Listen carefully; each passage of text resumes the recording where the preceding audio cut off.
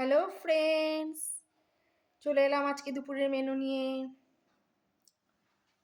আজ আছে আমাদের ফেনা ভাত, তার সঙ্গে আছে আলু মাখা,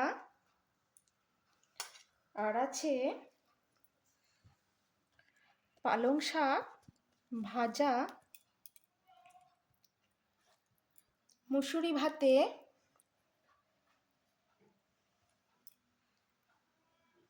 বেগুন ভাজা, আর মাশরুমের ঝাল, সর্ষে বাটা দিয়ে ঝাল করেছি।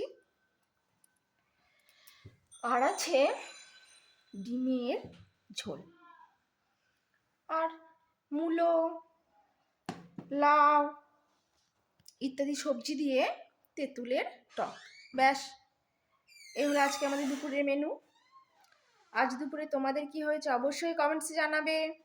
আজকের মতো টাটা।